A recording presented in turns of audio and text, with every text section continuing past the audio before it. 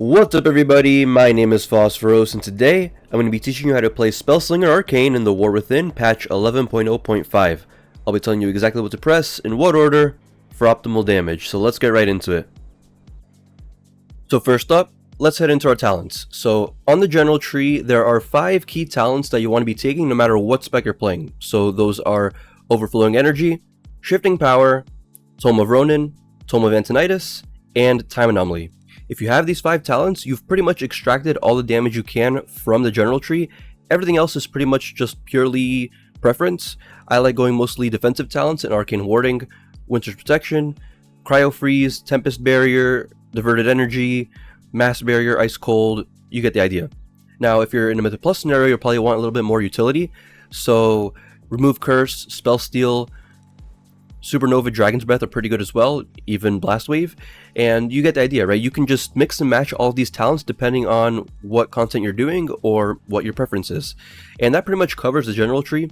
Now let's talk about the Arcane tree, and this is the pure single target build for Spellslinger Arcane. So I'll start by covering all the talents that I feel are necessary for you to track in order to properly perform the rotation. So first up, you want to be tracking Clearcasting.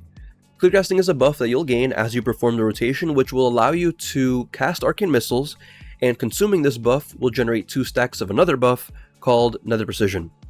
Nether Precision will increase the damage of your next 2 Arcane Blasts or Arcane Barrages by 20%, and this is where the bulk of our damage comes from as Spellslinger. We want to be consuming as many Nether Precision stacks as we possibly can. Now, consuming Nether Precision will generate stacks of another buff called Aether Vision. So Aether Vision will increase the damage of your next Arcane Barrage by 10% and cause it to generate 2 Arcane Charges, and this stacks up to 2 times. So you'll notice that there's a flow here where you want to consume Clearcasting in order to generate Nether Precision, then you consume Nether Precision in order to generate Aether Vision, and then you consume Aether Vision in order to deal increased damage and also maintain 4 Arcane Charges. So very important that you track all 3 of these buffs. And there are a couple more buffs that you should be tracking as well. One of them is Aether Attunement.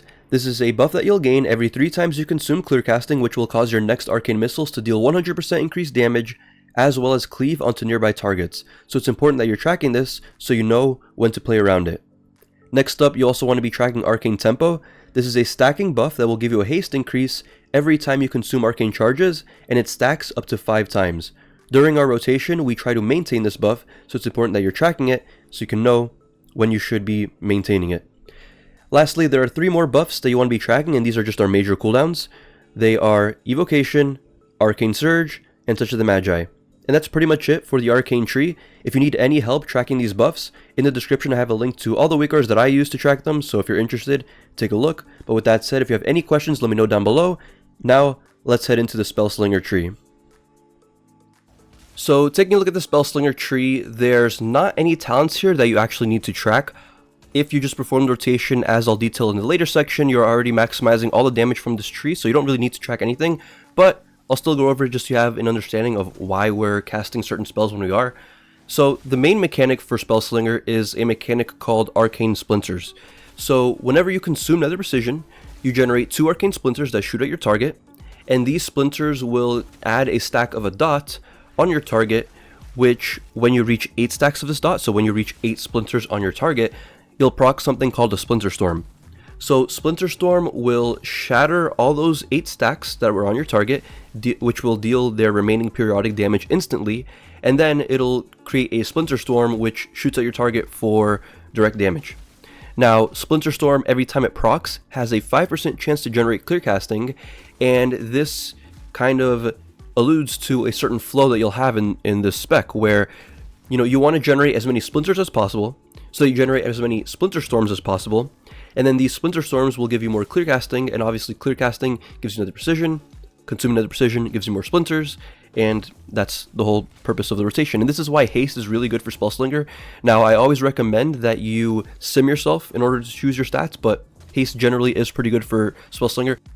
So that's pretty much it for the Spellslinger tree, so you don't have to track any of these buffs. As long as you perform the rotation, as I'll detail later on, you're good to go. And that's pretty much it for the raid single target build. Now let's cover the next 2 builds for Spellslinger. So this is the raid cleave build for Spellslinger. Now the general and Spellslinger tree are exactly the same. there's just two changes that we make on the Arcane Tree. So the first one is to remove a point out of Energized Familiar and put that into Arcane Cleave.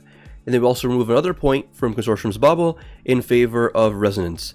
Now, the reasoning behind these two talents is just that you want Arcane Barrage to cleave onto nearby targets, and then also deal extra damage when they do cleave. So that's pretty much it. You just take this build whenever you're facing more than one target in raid. And now let's take a look at the Mythic Plus build.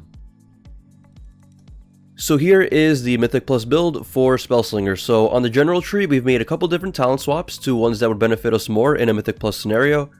On the Spellslinger tree, everything is exactly the same as it was in the other two builds.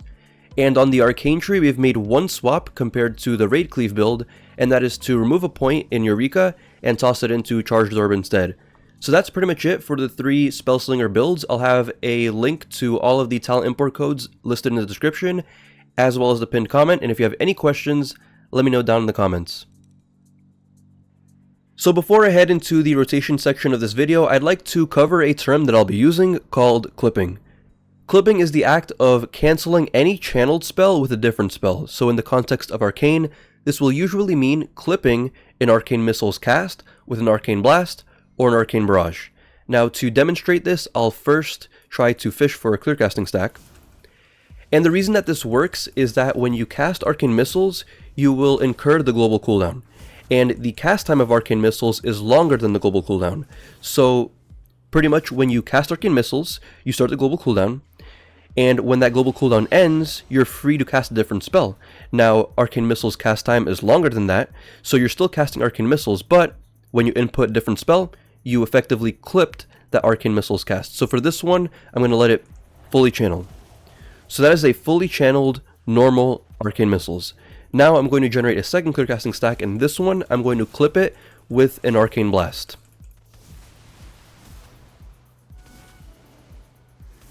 Okay, so here we go. So it's very simple to perform. You just cast Arcane Missiles. As soon as you start casting, you start inputting the keybind for your next spell. So in this case, I'm going to start spam clicking Arcane Blast. And then as soon as the global cooldown ends, it will clip Arcane Missiles for me. So here we go. Cast Arcane Missiles, clipped with an Arcane Blast. I'm going to do this again, and this time I'm going to clip it with an Arcane Barrage. So cast Arcane Missiles, clipped with an Arcane Barrage. And that's pretty much it. That's how you perform it. If you have any questions, let me know down below. But whenever you hear me mention clipping, that's what I mean. So with that said, let's head into the single target rotation. So before we move on, I'd like to talk a little bit about Arcane's damage pattern. Arcane is a very ebb and flow style to its damage pattern, where about every minute and a half you'll have a big burn with Arcane Surge and other cooldowns like Evocation, Touch of the Magi, and Trinkets, followed by a period of low filler damage, into a mini burn, followed by another period of low filler damage, and then this cycle repeats. And each point of this cycle has its own rotation, and we'll be covering that now. So this is the single target rotation for Spellslinger Arcane. Now, let's pretend that we are about to engage a raid boss and a 15-second pull timer just started, so we're getting ready to pull. So 3 seconds before the pull starts, we're going to begin with the Surge Burn sequence, and we're going to cast Evocation. We're going to let this fully channel, and this will give us 3 things. We're going to get the damage buff from Evocation, we're going to get 1 stack of clear casting, and we're going to have 1 Arcane Charge. So as soon as the pull begins, you press Arcane Missiles, and we're going to clip this Arcane Missiles cast with an Arcane Surge. Now, because we don't have 4 Arcane Charges, we're going to skip line number 4, and right at the end of Arcane Surge, we're going to cast Touch of the Magi. Now, it's important that you cast Touch of the Magi immediately after Arcane Surge, because if you queue these spells together, Arcane Surge's damage will actually land inside of Touch of the Magi, and that's pretty good. So this is only really important for the very first Arcane Surge burn of the fight, because you won't have 4 Arcane Charges. For every Surge burn after the first, you will most likely have 4 Arcane Charges, so you would just press Surge, Barrage, and then Touch of the Magi while Barrage is traveling, but before it hits your target. But in any case, whether you Surge, Barrage, Touch, or Surge, Touch, you're going to be entering the filler priority list. Now, at the top of the priority list is to cast Shifting Power after your major cooldowns expire, and our major cooldowns are Evocation, Arcane Surge, and Touch of the Magi. So when all 3 of these expire, you're free to cast Shifting Power.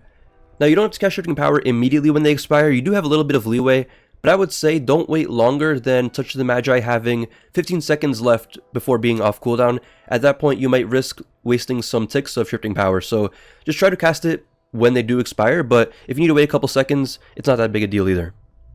Next up, you're going to cast Arcane Missiles with Clear Casting for Nether Precision, and you're going to clip this cast unless it's Aether Attunement buffed. So if you have Aether Attunement, you let Arcane Missiles fully channel. If you don't have Aether Attunement, then you're going to clip every single cast. Okay? Next up is the Arcane Barrage conditions. So I know there's a lot going on here, but I have a trick up my sleeve to make this easy for you. So for now, just let me explain it, and then afterwards I'll go over how I'm going to make this easier for you. Okay, so first up, Arcane Barrage if any of the following are true. Condition A, you have 2 stacks of Aether Vision or Intuition and one of the following. Either Nether Precision is up, or you do not have Clear Casting. So that's Condition A. Condition B, you're going to Arcane Barrage if Arcane Tempo is about to expire. So pretty simple, if Arcane Tempo is about to expire, you just press Arcane Barrage so you can maintain that buff. And lastly, you're going to Arcane Barrage if you have no Nether Precision or Clear Casting, but you do have an Arcane Orb charge. So this can kind of be rewritten into you have no Nether Precision or any way to generate Nether Precision, because remember, Clear Casting is how we generate Nether Precision. So if you have no Nether Precision or any way to generate Nether Precision, but you do have an Arcane Orb charge, then you're going to press Arcane Barrage, and afterwards you would follow that up with an Arcane Orb cast. So that's pretty much it for the Barrage conditions. Now I'm going to show you a Weakaura that I created, which will make this very easy for you to manage. Alright, so this is a Weakaura I created. I've been using it for multiple expansions now, but pretty much it's Blizzard's personal resource display, except I turned it into a Weakaura. So you'll see I have the resource display turned off. And the reason I turned this into a Weakaura is basically it allows me more customization options around how I show my resources. So, for example, if I take damage below a certain health threshold, it'll change the color of my health. And I find that's useful in Raid Mythic Plus for staying alive. But in addition to that, it allows me buff tracking. So this is something that I've done for other classes and specs that I've played, but I've never really had a reason to do it for Arcane until now, where we have all these different conditions that we need to be tracking. So basically what I did is I turned condition A, B, and C into a Weakaura, which will light up green whenever any of them are fulfilled. So what that effectively does is it turns this line into Arcane Barrage if any of the following are true, the Weakaura lit up green. So that's pretty much it. I'll show you a demonstration here, and I'll start with the opener. So I'll do Evocation into Arcane Missiles, clip with an Arcane Surge, into Touch of the Magi, and now I'm in the filler priority list. So as I'm doing the filler priority list, you'll notice that these icons will turn green, and pretty much when any of them turn green, it is your signal to press Arcane Barrage. And it works for all 3 conditions. You'll see here, once Arcane Tempo is about to expire, it'll actually turn green. And yeah, that's pretty much it. So you'll find the link to this in the description if you want to give it a try. If you don't want to give it a try, I also respect that, because I kind of don't like WeakAuras like this that play the game for you, but I feel like in this specific situation where we have all these different conditions just to press one button, it's probably a good use case for it. So yeah, if you want to give it a try, it's in the description. But with that said, let's head into the rest of the rotation. Alright, so if you can't press Arcane Barrage because none of these conditions are true, and you also can't press any of these buttons up here, then next on the priority list would be to cast Arcane Orb whenever you have less than 4 Arcane Charges. So if you already have 4 Arcane Charges, then next would be to cast Arcane Blast, and if you can't cast Arcane Blast, usually because you're out of mana, then you'd cast Arcane Barrage. And that's pretty much it for the filler priority list. You pretty much just follow the filler priority list until Touch the Magi's back off cooldown, and when it is, you enter the mini burn sequence. And the mini burn sequence is very simple. You cast Arcane Barrage, and then while Barrage is traveling, but before it lands on your target, you cast Touch of the Magi.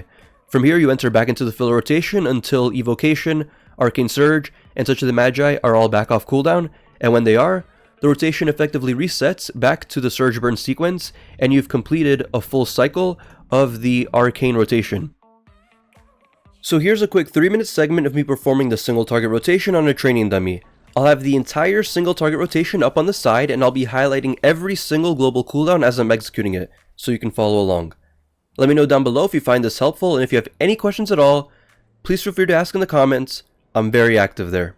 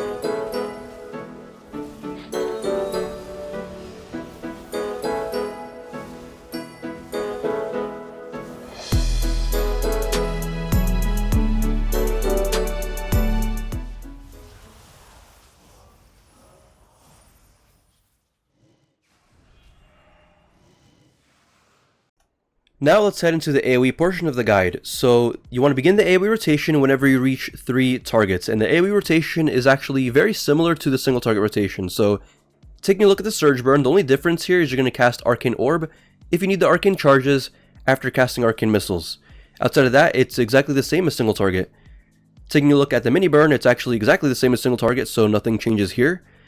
And in terms of the filler priority list, it's a little bit more simple than the single target counterpart. So first up, you want to cast Arcane Blast once during Touch of the Magi for Magi Spark. So pretty much any time you enter the filler priority list after casting Touch of the Magi, first thing you want to do is immediately cast Arcane Blast and get this part of the filler priority list out of the way.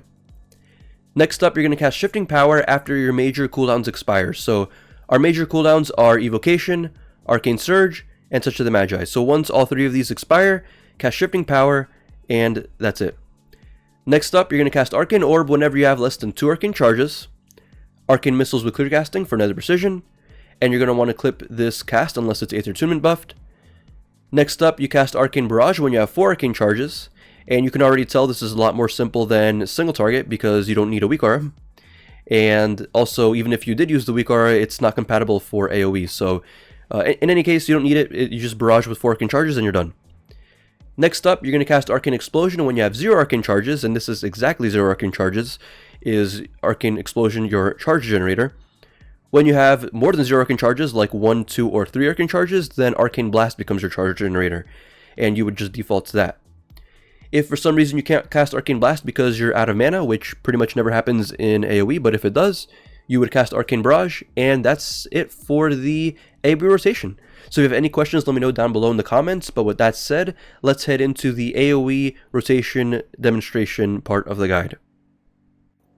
Here's a quick 2-minute segment of me performing the AoE rotation on a group of training dummies. Keep in mind that in this clip I'm getting multiple burns out, but in a Mythic Plus scenario you'll usually be alternating between the Arcane Surge burn and the mini burns between packs. Once again, I'll have the entire rotation up on the side so you can follow along, and if you have any questions, please feel free to ask in the comments.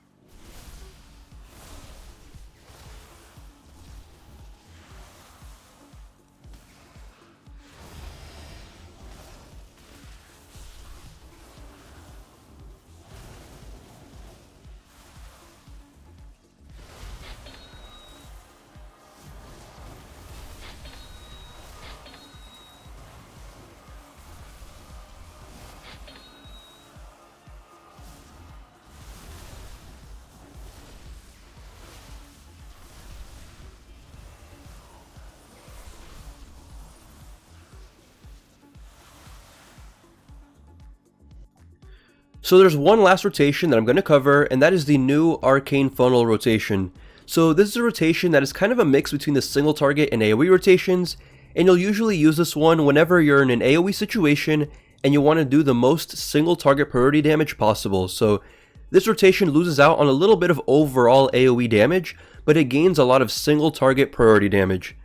With that said, let's cover the rotation changes when compared to the AoE rotation. So first up, on the line where you Arcane Blast once during Touch of the Magi for Magi Spark, you're going to want to try to have this Arcane Blast be buffed by Nether Precision.